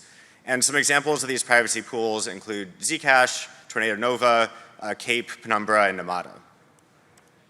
So in general, privacy can be a double-edged sword. While it's a core feature that's necessary for a financial system, it can be misused by criminals to hide what they're doing. And in fact, Tornado Cash has been misused in such a manner. In March 2022, the Lazarus Group hacked the Ronin Bridge contract and used Tornado Cash to obscure the origin of $455 million in stolen funds. So as a result, privacy pools have attracted the attention of regulators. Around a year ago, the US Treasury Department sanctioned the Tornado Cash contract. And in just the last week, US prosecutors charged the Tornado Cash founders with money laundering and sanctions violations. So it's clear that the status quo of blockchain privacy has some major problems. Users often rely on these shielded asset pools to achieve transaction privacy, but this illicit flow into the pool is publicly visible and can soil the pool for everyone, and eventually the pool may get sanctioned such that the entire flow of currency to and from the mixer is frozen. So this leads to high collateral damage to innocent users. And overall, this suggests that we need better compliance tools for these privacy pools to remain viable in the long term. So in practice, there are multiple service providers such as Chainalysis and TRM Labs that provide risk score assessments for addresses on Ethereum. And these risk scores are based on a complex set of factors, and they also account for common tactics, such as sweeping funds to a freshly generated account. And our solution is based on a binary risk score, which is implemented as an allow list in our system, but it can easily be generalized to handle fine-grained risk scores. And financial institutions today already rely on these service providers to make decisions about which funds to accept or reject. And our solution essentially gives users the power to carry forward their low risk score when using privacy pools on Ethereum. And importantly, this is a fully optional disclosure mechanism. Users may always choose not to generate such disclosures, even if it may be economically rational for them to do so. So in this context, there are several potential solutions that we can consider for balancing privacy and regulatory compliance. The first is deposit filtering. So rather than allowing anyone to deposit into the pool could instead restrict deposits to accounts on a specific allow list. But this relies on a centralized choice of allow list. The second is withdrawal filtering. The pool could require a zero-knowledge membership proof for a specific allow list upon withdrawal of funds from the pool. But again, this still has the problem of a centralized allow list, but it does enable us to update the allow list after a bad actor deposits into the pool, which thereby prevents the bad actor from withdrawing funds. The third potential solution is viewing keys. The pool could allow some designated auditor to decrypt the details of withdrawal transactions, but as you might guess, the solution also has problems. The auditor's key pair can easily be leaked or lost, and the privacy guarantees of the system are weakened through the auditor's access to the details of these transactions. And then the fourth potential solution is allow list fields. So the pool could create an allow list field in the note for each coin, and then the zero-knowledge proofs could enforce the consistency of the allow list fields during transfers in the pool and withdrawals from the pool. But if we want to support an unbounded number of allow lists with this approach, we would either need to let the allow list field have unbounded size, or we would need to restrict the size and make use of an additional on-chain Merkle tree to manage this. And this would increase the transaction costs for users of the privacy pool, and furthermore, it would not be backwards compatible with the design of existing pools. So in reviewing these solutions, we've identified a few problems. The first is that allow lists are expected to vary by jurisdiction. The second is that posting membership proofs on-chain weakens the privacy guarantees, in addition to increasing the costs of using the smart contract. And then the third is that combining membership proofs and in-pool transfers is difficult. So for this work, we aim to answer the following questions. One, can we support multiple allow lists in a single privacy pool with in-pool transfers? And two, can we keep membership proofs off-chain and delegate verification to the recipient of funds? So these questions led us to design Derecho, which is a system based on proof-carrying disclosures. And Derecho is a disclosure system that uses proof-carrying data to create allow list membership proofs. And these proofs are carried through the private transaction graph and sent directly to the recipient of funds for verification. So as a result, the system does not rely on a single allow list or a trusted auditor. And furthermore, since the membership proofs are not posted on-chain, there's no increases to the gas costs or required changes to the privacy pool. So to discuss proof-carrying data, which is the foundation of the system, we first need to discuss incrementally verifiable computation, known as IVC. And IVC enables incrementally updating a proof of a computation's correctness as the computation evolves. And each proof attests the correctness of the computation up until the current point. And then the cost to produce the next proof at the ith iteration should be much cheaper than proving from scratch, which means that the cost should be independent of the computation's depth. And proof-carrying data, known as PCD, generalizes IVC from sequential computations to computations that are based on a directed acyclic graph. And then for our application, this enables membership proofs for transactions with multiple inputs and outputs.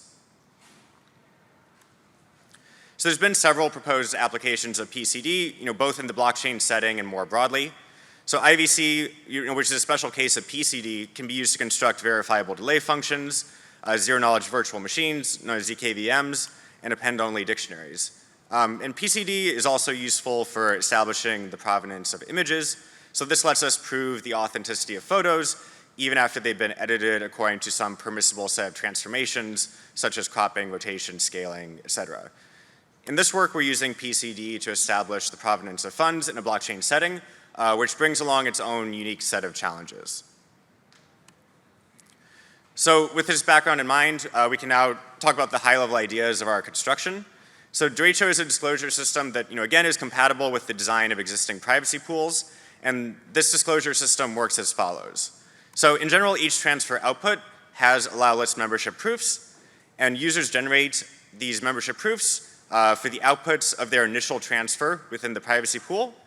And then for subsequent transfers, users can generate new membership proofs that attest the validity of previous membership proofs. And then users can share these newly generated membership proofs with the recipients of funds for the given transfer operation. And then at any time, for an asset still in the pool or upon withdrawal, users can disclose allow list membership off-chain. So now we can take a look at an example of how the disclosure system works. So suppose that Bob deposits 200 USDC into a privacy pool, So this deposit creates an initial record CM0, which is owned by his shielded address. So then suppose that Bob then sends 100 USDC to another address that he controls. So this results in 2 output records. The first record, CM1, is owned by the new address, and then the second record, CM2, is owned by his old address, and this is just the change of the transaction. And then Bob reveals a nullifier, null0, corresponding to the spent record. And then each transaction output has a corresponding membership proof that's generated as a result of this initial transfer within the privacy pool. And then each proof pi is verifiable with respect to this public messenger input xi. And Bob can then spend these 2 records to send 200 USDC to Alice. So this results in a new membership proof pi3 that attests the validity of the 2 membership proofs prior, pi and pi2, along with the validity of the transfer details. And then finally, Alice can complete a withdrawal from the pool. This results in a new proof pi4, which attests the validity of pi3 and the validity of the withdrawal details. And then this proof pi4, along with its message x4, can be presented to another party, such as a cryptocurrency exchange. And this party can use the disclosure to verify the allow list membership of the funds. So there are a couple of technical challenges that we encountered in realizing this high-level design. The first is ensuring output record validity. So the challenge here is that producing a membership proof for the initial deposit is relatively straightforward, since all of the details of the deposit are public, are part of the blockchain. But producing membership proofs for the output records of transactions within the pool is more subtle. And the reason is that neither the output record nor the transaction log contains these explicit references linking the record to the transaction inputs. And instead, the output record is linked to the nullifiers for each input record. And we need this to maintain transaction privacy. But as a result, the zero-knowledge membership proof, it needs to repeat the logic of the transfer proof. And in particular, the prover must prove knowledge of an input record CM given by the hash of k and r, such that the nullifier is given by the hash of k. And it must additionally prove knowledge of a valid membership proof pi for the record CM. But the issue here is that the validity of the proof pi is not just verifiable against the record CM alone. We also need to verify that the record CM is part of the blockchain transaction log.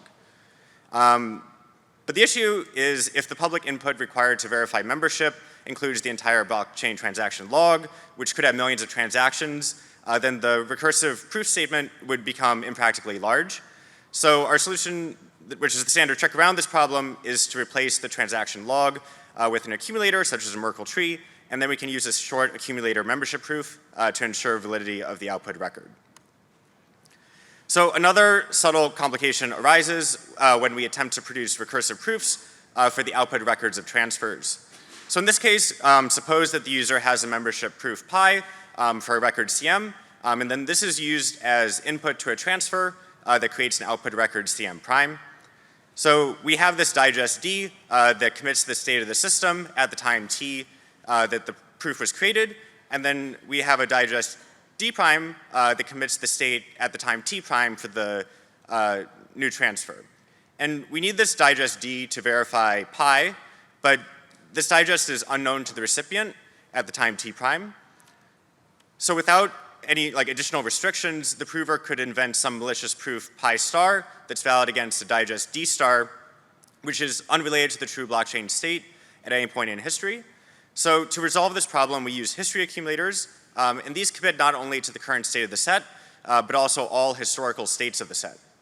So these give us an efficient way to prove that this digest D represents a valid historical state, and this can be verified against the current digest D prime of the history accumulator. So overall, the predicate of the recursive proof relies on these 2 cryptographic tools that we just talked about, the accumulator membership proofs and the accumulator history proofs. And we give a formal specification of the predicate in the paper. So to evaluate the system, we developed a proof of concept implementation. Consists of around 5,500 lines of Rust code, and we built it using ArcWorks. And this uses the BCLMS 21 construction of PCD, which is based on split accumulation schemes, also known as folding schemes, which we saw yesterday. And here we're using the pasta curves. And for a typical system configuration, the predicate circuit can be represented in around 51,000 R1CS constraints. And with multi-threading enabled, the proving time on a consumer laptop was 3.4 seconds, and the verification time was 1.9 seconds. The proof size is 6.3 megabytes. And since the proof can be provided directly to the recipient, we decided to optimize for efficiency in the proof generation rather than pushing down the proof size. Another thing to note is this proof can be created asynchronously. So overall, these proving and verification times are fairly negligible compared to the typical transaction confirmation times. But there are still some opportunities to optimize these factors, which we'll discuss in just a bit. So on the left, we have a breakdown of the constraints in the recursive proof. So the verification of the accumulator membership proofs and the accumulator history proofs accounts for most of the constraints. And this has been optimized by using the Poseidon hash function. And on the right, we see how the proving and verification times vary for a range of system parameters and different parallel processing configurations. And the workload is very amenable to parallel processing. So there's a few questions that commonly come up when we're talking about this system. So one question is, what happens if an entity is sanctioned after depositing into the pool? So taking a step back, so Derecho, as presented, is an extension of deposit filtering that supports multiple allow lists and requires no changes to the pool itself. And this addresses the common scenario that we saw where a sanctioned entity exploits a smart contract to steal some cryptocurrency and then launders the stolen funds through a privacy pool. But there is one caveat, which is that if funds are transferred through multiple hops in the pool, recipients can prove that funds were clean at the time they entered the pool, but not that they only passed through allowed addresses once inside. So, in general, this is not always an issue for regulatory compliance for a couple reasons. First is that the sanctioned entity itself, will not pass KYC if it tries to send these funds directly to an exchange. And two, the funds that a person received from an entity before it became sanctioned are not typically considered tainted. But the main concern is that an entity who had funds in the pool prior to becoming sanctioned or receives funds through an in-pool transfer might then transfer these funds to another person or entity. So we can solve this problem through a simple modification to the system design. Users can also register their shielded addresses on allow lists or derive them by re-randomizing allow listed Ethereum addresses. And when creating a disclosure, the sender can now prove that its current shielded address is allowed and that previously the funds only passed through addresses that were allowed at the time of transfer.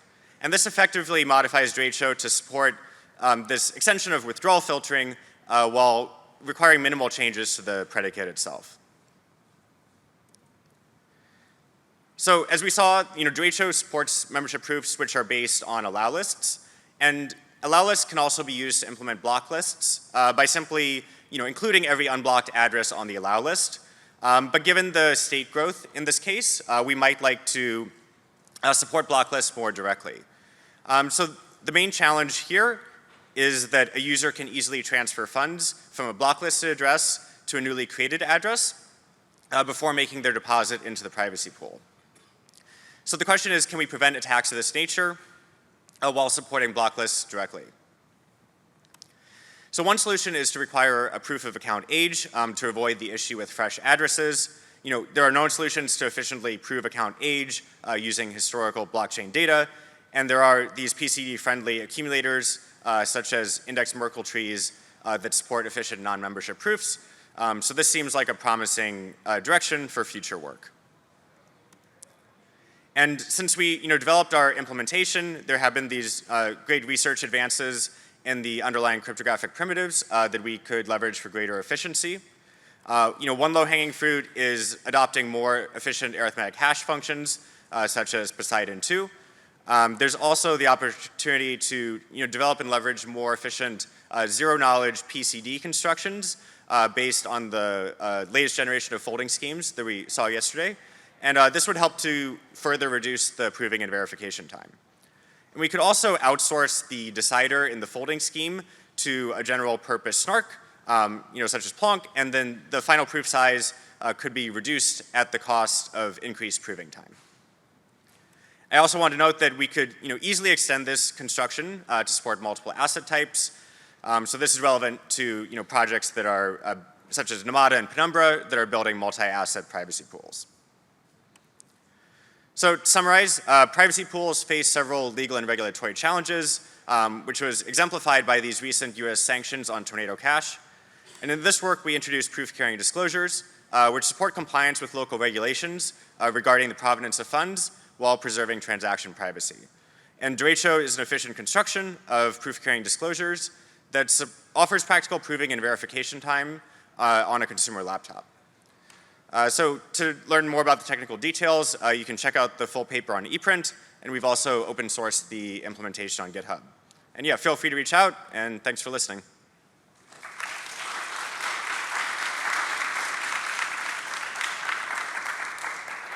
Thank you, Josh. Any questions from the audience? I have one. I had to actually step out to find the next speaker, but I might have missed something. But about the block lists, because that is something that I feel that a lot of auditors would like to check against block lists instead of whitelists. And have you guys, considered that, or what problems are there to consider, from the research community to solve? Yeah, so I think going back to this slide, let's see. And I also had one thought that, it's possible that, people before, putting it in the privacy pool, they move the asset to some, address that is not in the blacklist. Yeah, so that is the key case? challenge to address, is that there's this, sweeping to a freshly generated address. So I think we can address that using a proof of account age based on the historical blockchain data. And I think we also then need to identify efficient non-membership proof constructions. That is a good direction for future work. We haven't implemented that, but I think it's a promising direction since it maps naturally to like the SDN list and other lists that auditors maintain. Wonderful, very exciting. So one question from there? My question is on what is the purpose of the scheme in terms of conditional disclosure? So are you saying that like perhaps your construction allows for people in an allow list, if they do certain actions, they have some conditional disclosure? Is that something you consider? So the holder of the coin has the membership proof, so they can choose when to provide that proof to different parties. Yeah, so it's really up to them how they want to use the proof. I see. So is the purpose then for me to prove to, say, a government that like all of my financial activities comply to some degree? Yeah, such that the funds did not originate from some set of bad actors, that were involved in some, smart contract attack. So it sort of proves this clean origin of the funds that you're then providing to another party. And what are the challenges with having multiple sources of truth on these lists? Like you said, different jurisdictions could have different lists, so like what challenges does that create from a cryptographic perspective? Yeah, so that is part of the motivation for our system, is that we want to support allow lists from multiple jurisdictions, and a user can even generate membership proofs for each of these allow lists if they're transacting in different jurisdictions. So it is necessary to consider, which parties am I transacting with, which allow lists, might they need to then attest, membership on. So it does require some consideration, but these can be officially generated for each allow list in the system. Is there a way to batch them? I'm not sure, because I think an important criteria is that you're able to continue building upon the proof in subsequent iterations. So the standard batching techniques, for snarks, might not directly apply here. Thank you. Thank you. Any more questions? All right. So let's thank the speaker one more time.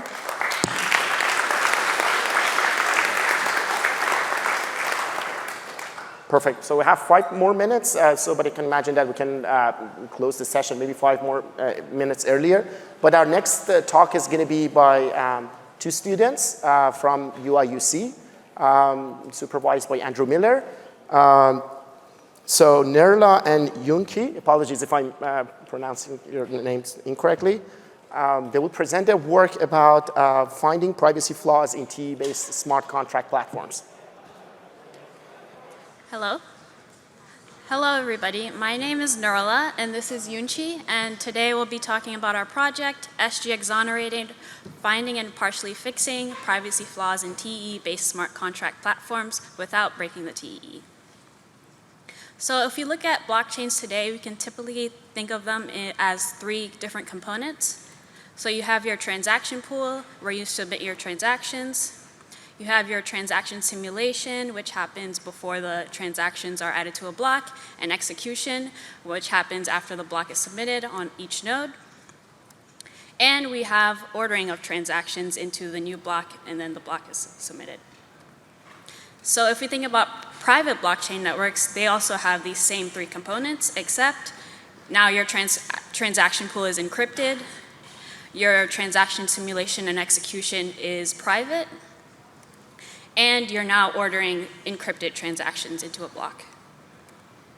So trusted execution environments are one way that we can implement these private smart contract networks. So Intel SGX is the most widely used of these TEEs, and they give these hardware-based guarantees for running your code. So they give privacy through hardware isolation, such that there's a very hard barrier between what is considered inside the TEE and outside of the TEE, so the miner cannot see what is running in the TEE. And they give integrity guarantees such that the miner cannot tamper with the code that's running in the TEE. And through the use of remote attestation, we can create a proof that this is some genuine hardware and that it's running the right code. And we can send this proof to remote parties such as the network participants. And our favorite thing about TEEs is that they give minimal overhead compared to other cryptographic solutions such as zero-knowledge proofs. So now that I've kind of mentioned the name SGX and TEEs, and maybe by the title you've seen that this is an attack paper, you might think that I'm going to go into some subtle hardware bugs and talk about maybe side channels or something like that, but thankfully that's not what this talk is about. But if we do look at those types of attacks, we have like SGX.fail, which was released last year, where they used this SGX bug against Secret Network to kind of break their privacy guarantees. And similarly, the downfall attacks, which were just announced like a few weeks ago, that have similar consequences, there's this kind of cycle of, there's this big disclosure of there's a bug in SGX, there's a bug in the hardware, and there's going to be some kind of mitigation that's going to be released in the coming months. So, but for our paper, we saw that although there's this kind of cycle that is very predictable with these types of expensive hardware bugs, that outside of that time where there's this disclosure of these hardware bugs, the industry participants may assume that as long as your code is running in the TEE, then you're safe and you get all the benefits of the TEE. So today, I'm actually going to be talking about something called a replay, rollback, or simulation attack, and Yunchi is going to be talking about access pattern attacks. And these attacks are kind of outside of that sphere of breaking the guarantees that SGX is giving you, and it's more about network design and trying to understand, like, how did you design your network such that you're actually getting the benefits of the TEE. So these are some of the 4 networks that we looked at that are actually using TEEs for this problem, and they're all in various stages of launch and development, but we're going to focus on Secret Network today, which is the most mature of these. So Secret Network is using TEEs to give you all of these great things. They hide your transactions and they make your transactions safe, meaning that they prevent MUV, and they give you all of these fun new applications in Web3. So in order to understand how these attacks work, I'll first kind of dive into how the TEEs are used in the network. So in order for your TEE to be kind of widely used, so new nodes can always join with their TEE, and if the node goes down, they can also rejoin. The TEEs are treated as stateless and disposable. And as a result of this, you have to store your contract state storage on the untrusted host outside of TEE, and so this contract state is actually encrypted. So in order to have this type of model work, you have to have a way to get your data from the untrusted host inside of the TEE. So in order to explain this, I'm going to go through this smart contract here on the bottom of the screen, and that is showing a token transfer contract. So the first thing we have to do in order to transfer some tokens from one account to the other is to make sure that the sender has enough balance to cover that transaction. So the way that we do this is through what is called an OCall. So we have to take the encrypted wallet, which is storing the balance of that sender, from the contract state storage, and then load it into the TEE using what is called the OCall read function. So an OCall is anything that requires you to transfer data from the untrusted host to the TEE. So after you read that balance, you make sure that it's, you read the balance, you read the encrypted balance into the TEE, and then inside the TEE you can decrypt that, and then you can check that value inside the TEE.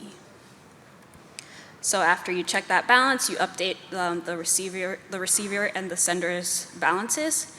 Then you do what is called an eCall. So that's the opposite of an OCall. So you return some trusted output from the TEE to the untrusted host. So when the TEE says, okay, this was a successful transaction, only then can you update that value in the contract state storage using the eCall. So as a result of this type of execution model, the miner can see this OCall and eCall interaction. So although the value is encrypted, the miner can see, oh, I'm loading this encrypted value into the TEE. And they can also see something such as a side effect of the transaction execution, like, oh, this transaction succeeded or failed.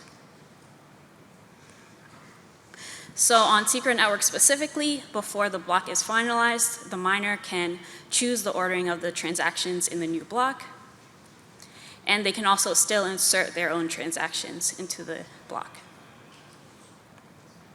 So we use these facts in order to create what is called a simulation attack. So the main idea here is that we know that the TEEs are kind of reliant on this external storage for the execution of the transactions. So if we can get that external storage into a state that we like, then we can, we can figure out something about transaction execution. So the way that we do this is by crafting a malicious transaction and running it in the TEE, and that will result in some different states for that contract state storage. And then when we execute the victim transaction, we can maybe have some different outcomes, such as in one run, the victim's transactions might succeed, and another run, the victim transaction might fail. So if maybe we wanted the victim transaction to fail, we can choose that malicious transaction to add to the new block, and now that victim transaction will fail where maybe it should have succeeded. So in order to demonstrate the power of this type of attack, we looked at these fungible tokens that are on Secret Network. And a fungible token is just a decentralized currency that you can send on the blockchain. And this is the code that I showed from before, showing how to do one of these transfers. So Secret Network has their own version of these fungible tokens called SNP20 standard tokens. So the idea behind SNP20 tokens is that you want to hide certain information about a transfer transaction. So you're hiding how much is being sent from one account to the other, you're hiding the balance of those users' accounts, and you're hiding the recipient of the token. And notably, the sender address is not hidden because they pay gas fees. So now I'm going to show you how we get the balance amounts using this technique.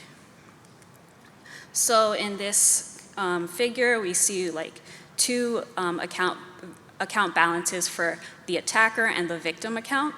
So we can see that the attacker has a very large balance, basically the max amount that you can have in a wallet. And it's important to know this isn't happening in the simulation world, not in the real world, so they don't actually have that amount. And then the victim's account is some private value B that we're trying to figure out. So what we do here is create a malicious transaction where we're sending this probe value P from the attacker to the victim. So as a result of this, the attacker's account is going to be decreased by P, and then the victim's account is going to be increased by P. So if that transaction succeeds, we don't really learn anything useful from that. But if it fails due to an overflow error, we can actually use this equation right here to figure out what that balance would have been based on the probe value that we sent. So in our paper, we were actually able to break all of the privacy guarantees for the SNP20 tokens. So down here, you can see a diagram showing how you can get the transfer amount for the SNP20 tokens. And then up here, we kind of showed how you can get the attacker's account to be in such a state where they look like they have this very, very large balance. And then on bottom left is showing how to execute an NAV attack on a Uniswap trade. So how do we prevent these simulation attacks?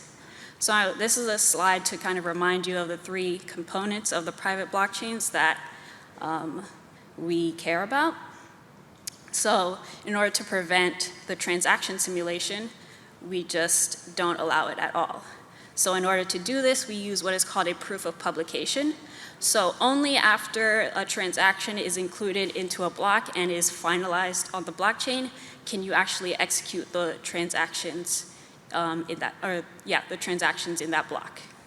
So this is, I won't go into detail about how this is implemented, but the difficulty in these proof of publications is that we have to prevent forging of these blocks in order to prevent the transaction simulation.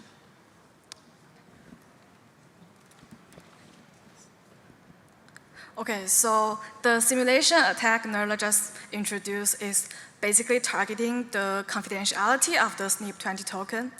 Right now, I will delve into another vulnerability that targets to the anonymity of the SNP20 token. So the SNP20 standards are designed to hide the identity of the recipient. Note that the sender address remains visible because the sender needs to pay the transaction fee using the public native coin of secret. So there's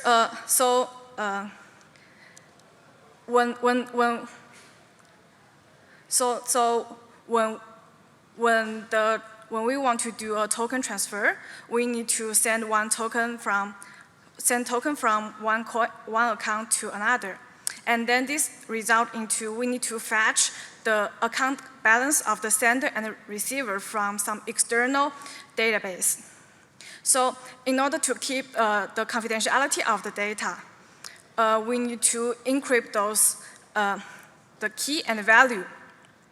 So the problem is that even though the recipient address is encrypted, however, the encryption scheme employed is deterministic.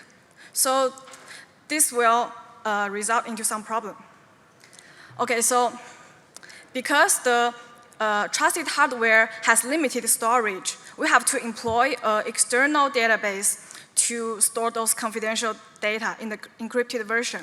And the code to accessing the untrusted key value store, they are sit outside of the TEE, so they're part of the untrusted code, which means that we have freedom to modify those code whatever we want.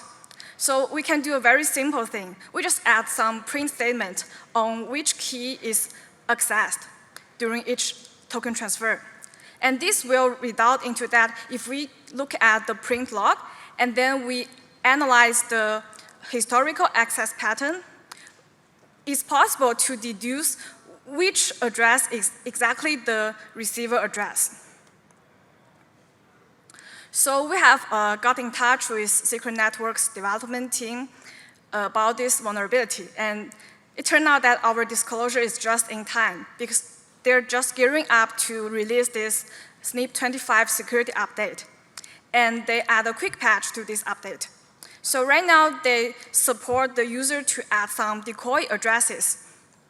And then right now, when you want to access an account balance, and if the decoys are specified, then the smart contract will go through the actual account being accessed plus the decoy accounts in the randomized order. So this makes it tough to figure out which one is the true recipient. So this quick patch provides a temporary solution to the problem, and it has its limitation. Monero has employed a similar decoy strategy for a while, and there are several vulnerabilities have been identified with regard to this approach. So firstly, if the decoys are chosen at random, then the account that is accessed more frequently would have a higher chance of being the real address. And also, the attacker could control a large number of addresses. And by doing so, they can influence the pool of potential decoy addresses. And this will narrowing down the probable range of the true recipient. So the most comprehensive solution is implementing ORAM in the key value store. However, it might not be wise to deploy the ORAM in the entire key value store because only specific operations require obfuscation. And for those operations that do not require this thing, it will be increase their cost. So this is a new project that we are currently working on. We are trying to implement ORAM within the TEE-based smart contract platform. So the idea is basically implement ORAM in the smart contract. This will allow the application developer to decide which operation require ORAM. And for those who are not familiar with ORAM, you can understand it conceptually via its most basic implementation. That is, if you want to access one data entry in the database, then you can actually access all possible data entry in the database. And this will make sure that the specific entry you want to access remain concealed. And for the token transfer example, instead of only loading the account balances of the sender and receiver, we instead will access all possible account balances. And when the transfer is finished, we will update all accessed account balances. But only the sender and the receiver account balances are modified to a different value. To trivially implement the linear scan in the smart contract is expensive because, for example, in the most popular SNP 20 token, SSCRT, it contains over 36K records now. And the associated cost increase as the user base expands. So it is expensive because the linear scan is replicated over all nodes in the network. And the transaction is post-on-chain, so the user have to pay very high transaction fee. So to avoid those expensiveness of the naive implementation, we propose to move the ORAM execution off-chain. So we will use this off-chain queries so that only one node needs to execute the linear scan. Off-chain queries is actually not something new. Perhaps the most frequently used view-only function or off-chain queries is when you want to query an account balance. So if you want to query your current account balance, you just invoke this balance off function. And this function is view-only. It does not alter the blockchain state, so no on-chain transaction happening. And then invoking this function only needs to contact one validator node. And the validator node will fetch your current balance from the database and return the account balance to you. So we can actually use this view-only function for more complex operations and avoid paying high transaction fee. So to achieve the token transfer, the user can invoke this off-chain transfer function. It should provide the current balances of all accounts and send it along with the sender receiver amount as the parameter to invoke the function. And a TE node receives the off-chain query, it will run the off-chain transfer function locally and return the updated balance of all accounts back to the user. So the only difference between the previous balances and updated balance is that the sender and the receiver balances might have changed if the transfer is succeed. So the user actually can perform several off-chain transfer and then only submit one on-chain transaction to finalize the balances. Not until this point, the updated balance is reflected on-chain, and other network nodes would know that the updated balance. So we are using a authenticated encryption scheme. This will provide two desired property to make it consistent with the underlying TEE-based smart contract. First is the privacy. So the input and output to the view-only function should be encrypted so that in the token transfer, the user would not know the account balance of other accounts. And this actually allows us to employ an external worker to collect encrypted off-chain queries from users and execute them all together. And another property is that we need to guarantee that the output posted to the chain is actually come from the computation result from attested TEs. And this will prevent the adversary to post fake or invalid output to the contract. So I will conclude our talk here, and you can read our upcoming POPAS 2024 paper. In the paper, we talk about other forms of attacks. So basically, we can use the simulation attack to infer the private transfer amount of SNP20 tokens. And also, we can use the simulation attack to launch sandwiching attack towards those MEV-resistant decentralized exchange. They're built on top of TEE-based smart contract platform, so they think that they're like inherent this privacy-preserving feature and thus MEV resistant. And we proved that actually we can launch sandwich attack. And also we mentioned in paper that the software update procedure may create a backdoor if the procedure is not designed well. And also we have analyzed the potential to apply those attacks to other 3 smart contract platforms. And about the TE rollup, we just finished a hackathon project in IC3 summer camp and finished a prototype, and we just released this blog post last week, so please read it and give us a claps. Thank you.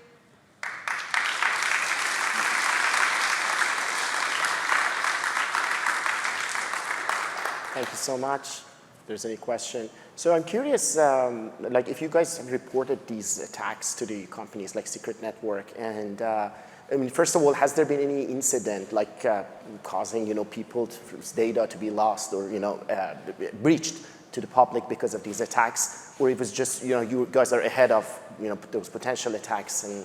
No, we definitely did disclosure to Secret Network before we published the paper. So the mitigations that we both talked about were going to be are being deployed by Secret Network right now to prevent these attacks. Okay, have they already mitigated those issues? So they have this decoy strategy that Yunqi talked about, which is kind of like a partial mitigation, and then they have implemented the proof of publication, which I mentioned. Got it. Great work. So we have 2 people to question. Maybe you can go first. Thanks. Great talk, by the way. So I had a question about the TEE rollups. So I think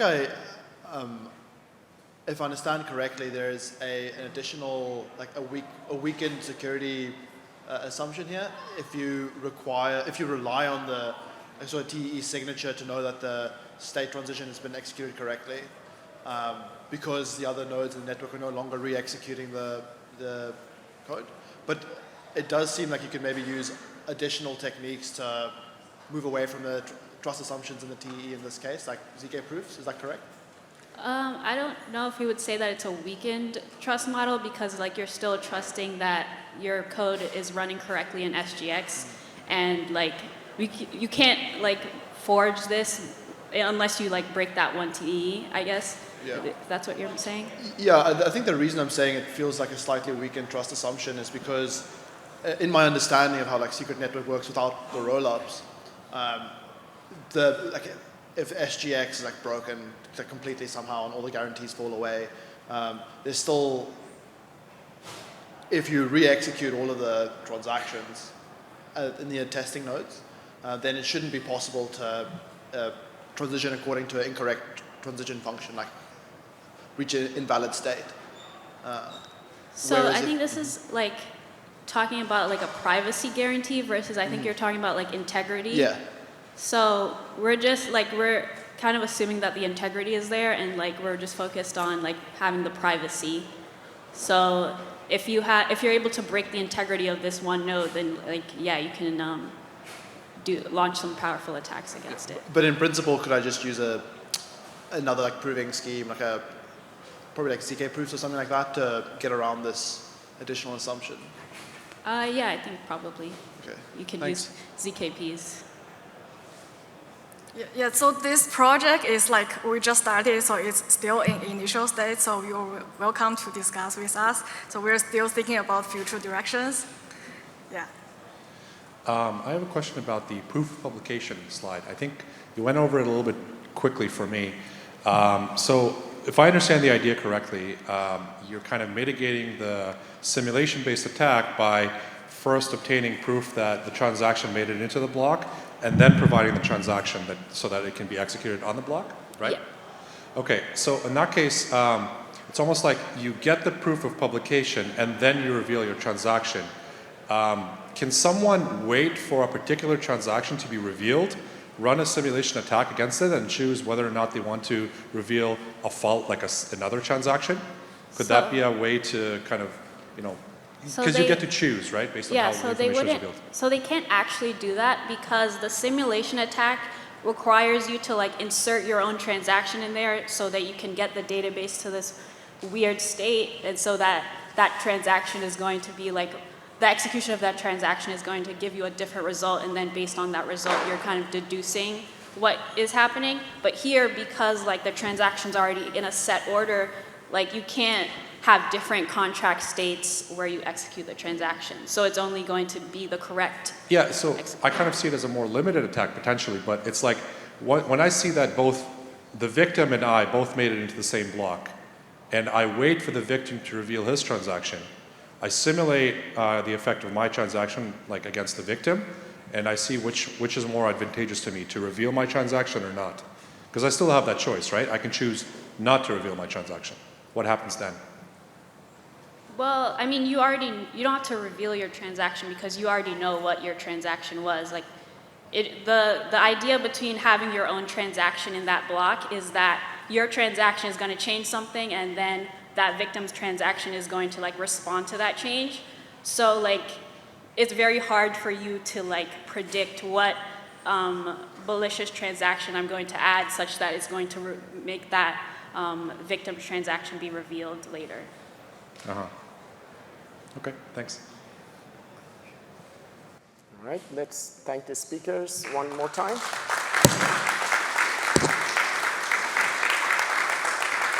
So this concludes our privacy session. The next session will start at 4:30. Thank you, everyone.